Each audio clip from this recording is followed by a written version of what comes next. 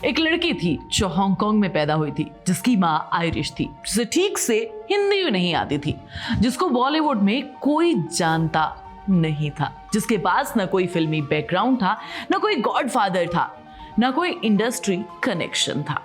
और उस लड़की ने इस इंडस्ट्री में सलमान खान जैसे सुपरस्टार के साथ रिलेशनशिप रखा, रणवीर कपूर जैसे एक्टर के साथ 6 साल तक प्यार किया और दिल टूटा। और फिर जब पूरे बॉलीवुड ने उसके सारे दरवाजे बंद कर दिए तो उसने एक ऐसे हीरो से शादी की जिसे उसने पहले कभी नोटिस ही नहीं किया था। ये कहानी है उस लड़की की जिसके बारे में हम सब जानते हैं। हाँ, मुझे कमेंट में बताओ और चैनल को फॉलो कर लो। और हाँ, अगर तुम कैटरीना कैफ के फैन हो तो उसके बारे में सारी डिटेलिंग तुम्हें पता होनी चाहिए।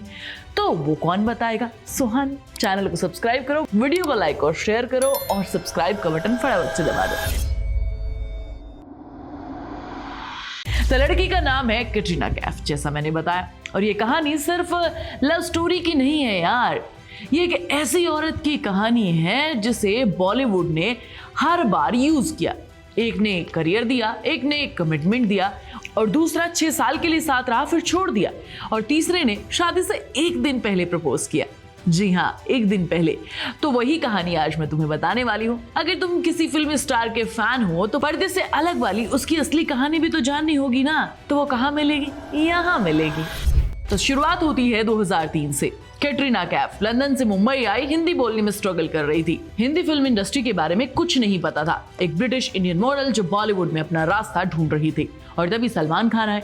सलमान उस वक्त पहले से बॉलीवुड के सबसे बड़े स्टार थे और उन्होंने कैटरीना को नोटिस किया, उनको फिल्म में लेना शुरू किया, पब्लिकली साथ दिखने लगे और धीरे धीरे बॉलीवुड को पता चल गया कि ये दोनों साथ में हैं। सलमान ने कैटरीना को बार बार स्पॉटलाइट में भेजा और लेकर भी आए, और जब उनकी फिल्म्स अंडर परफॉर्म करती, सलमान उन्हें वापस बड़े प्रोजेक्ट्स में ले आते। इंडस्ट्री में उनकी क्रेडिबिलिटी सलमान की वजह से बढ़ती चली गई। लेकिन ये रिलेशनशिप एक ओपन सीक्रेट था, ऑफिशियली दोनों ने कभी कंफर्म नहीं किया। दोनों लगभग 2009 से 2010 तक साथ रहते हैं, है ना। जब सलमान के साथ ब्रेकअप हुआ तब कैटरीना और रणबीर कपूर की क्लोजनेस की खबरें आने लगी थी, और सलमान ने कॉफी विद करण पर एक बार रणबीर के बारे में कहा भी था कि सब कुछ ले जा रहा है। सब जानते थे कि वो कैटरीना की बात कर रहे हैं। ये वो ट्विस्ट था जो किसी ने एक्सपेक्ट ही नहीं किया था। कैटरीना कैफ जो सलमान खान की गर्लफ्रेंड थी, उन्होंने उसी रणबीर कपूर की तरफ रुख कर लिया जो उस वक्त दीपिका पादुकोण के साथ थे। रणबीर और दीपिका की लव स्टोरी 2008 में बचना है हसीनों के शूटिंग के दौरान शुरू हुई थी। दीपिका ने रणबीर के नाम का टैटू तक भी करवाया हुआ था। लेकिन 2010 में ब्रेकअप हो गया।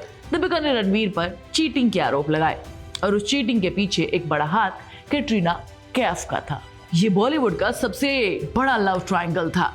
एक तरफ दीपिका जिसका दिल टूटा, दूसरी तरफ कैटरीना जो नहीं आई थी, और बीच में रणबीर कपूर जो दोनों के साथ थे। और फिर उसके बाद इन दोनों का रिलेशनशिप चलता है 6 साल तक, साल 2010 से साल 2016 तक। दोनों ऑफिशियली साथ नहीं थे, पब्लिकली थे, लेकिन इंडस्ट्री तो सब जानती है।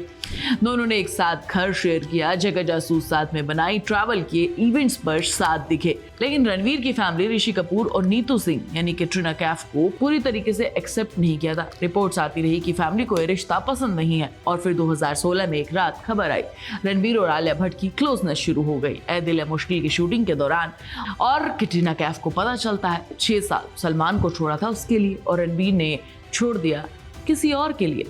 रणवीर ने बाद में एक इंटरव्यू में खुद कहा, मुझे पूरी जिंदगी चीटर कहा गया और आज भी कहा जाता है। 2016 के बाद कैटरीना की जिंदगी में एक लंबी चुप्पी आई। बॉलीवुड के बड़े प्रोजेक्ट्स आते रहे, टाइगर जिंदा है सलमान के साथ, भारत सलमान के साथ, यानी जिस आदमी ने उसे छोड़ा था उसी के साथ प्रोफेशनली वापस आना पड़ा। लेकिन पर्सनली वो अकेली थी, और इसी अकेलेपन में 2019 में एक पार्टी में गई जोया अख्तर की, जहां एक लड़का दिखा जो उस वक्त उरी की वजह से फेमस हो रहा था। कैटरीना कैफ का फैन था और उसे पर्सनली जानता था। नाम था विकी कौशल। एक अवार्ड शो पर विकी कौशल ने ऑन स्टेज कैटरीना से कहा था, मैं आपका बहुत बड़ा फैन हूँ, आप किसी विकी कौशल जैसे से शादी क्यों नहीं कर लेती। कैटरीना शर्मा गई और मुस्कुरा दी, और उसके बाद बैक स्टेज दोनों ने बात की। कैटरीना ने बाद में कॉफी विद करण में कहा, विकी मेरे रडार पर कभी थे ही नहीं, लेकिन जब मिला तो उसने मुझे जीत लिया। ये अनएक्सपेक्टेड था, ये मेरी डेस्टिनी थी। और फिर 9 दिसंबर 2021 को राजस्थान में इन दोनों ने शादी कर ली। लेकिन उस शादी में एक डिटेल है जो बहुत कम लोग जानते हैं। विक्की ने शादी से सिर्फ एक दिन पहले प्रपोज किया था। उन्होंने कहा, सबने मुझे वार्न किया था कि अगर अभी प्रपोज नहीं किया तो जिंदगी भर सुनोगे, तो मैंने शादी से एक दिन पहले डिनर पर प्रपोज किया। कटरीना की फैमिली, विक्की की माँ, सिबलिंग्स, पहली बार सब वहां पर साथ में थे और वहां पर प्रपोज किया, है ना। बॉलीवुड की सबसे फिल्मी रियल स्टोरी है ये। तो इस पूरी कहानी में सबसे इंटरेस्टिंग एंगल क्या है? सलमान ने कटरीना को स्टार बनाया लेकिन कोई कमिटमेंट नहीं दिया। वो उनके मेंटोर थे, गाइड थे, लेकिन रियल लाइफ पार्टनर नहीं बने। आज भी दोनों प्रोफेशनली साथ में काम करते हैं टाइगर फ्रेंचाइजी में, लेकिन पर्सनली दोनों की जिंदगियां अलग अलग है। रणबीर के साथ वो 6 साल रही और फिर आलिया के साथ रणबीर चले गए। जब रणबीर और आलिया की शादी हुई, कटरीना ने इंस्टाग्राम पर कांग्रेचुलेट किया, ग्रेसफुली, बिना किसी बिटरनेस के। ये एक मैच्योरिटी थी। और विक्की, जो कटरीना के रडार पर थे ही नहीं, वो उनके हस्बैंड बन गए। विक्की ने कहा, मुझे उसमें वो लाइफ पार्टनर मिला जो मैं चाहता था, जो सबसे समझदार हो और दूसरों की बातों को समझती हो। मैंने कटरीना कैफ को हमेशा से इसी तरीके से देखा था। कटरीना कैफ की ये कहानी किसी बॉलीवुड फिल्म से ज्यादा फिल्मी लगती है ना। तो मुझे कमेंट करके बताओ, सलमान, रणबीर और विक्की में से कटरीना के लिए सबसे बेटर चॉइस कौन सी थी? और तुम्हें क्या लगता है, रणबीर ने गलत किया क्या? मैं तुम्हें नेक्स्ट वीडियो में मिलूंगी। तब तक तुम चैनल को सब्सक्राइब कर लो, वीडियो को लाइक और शेयर कर लो। प्लीज बेल आइकन दबाना मत भूलना।